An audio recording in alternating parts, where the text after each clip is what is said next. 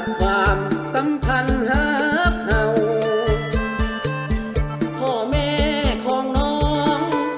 เนื้อทองเพิ่นบ่ให้เอาคนจนอย่างเฮา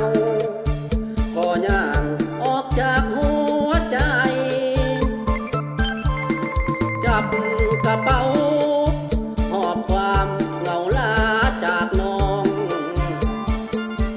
หากบ่สมปองสองเฮาเป็นไปบ่ได้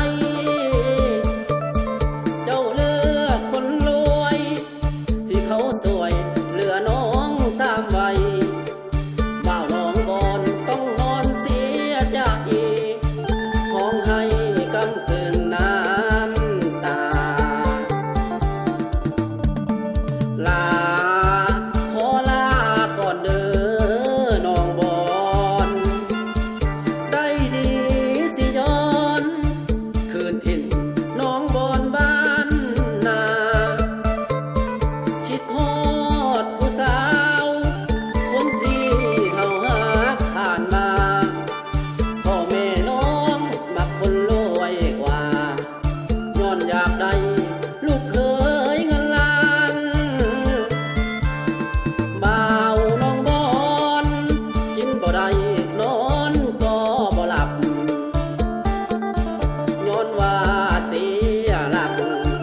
อกหักจากสาวบ้านเดียวกันจำต้องจากลาให้ไกลตาของน้องจอมขวัญมือใดที่น้องแต่งงานส่งข่าวหากันแน่เด้อสาวน้องบอน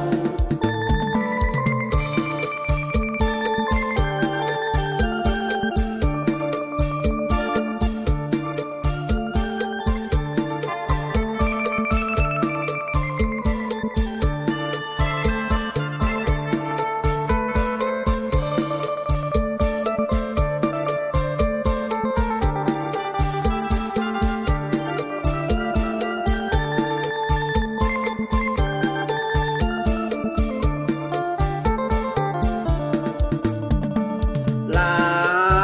ขอลาก่อนเด้อน้องบอนได้ดีสิย้อนคืนถิ่นน้องบอนบ้านนาคิดฮอดผู้สาวคนที่เฮาฮักผ่านมาพ่อแม่น้องมักคนรวยกว่าย้อนอยากได้ลูกเคยเงินล้านบ่าวน้องบอนกินบ่ได้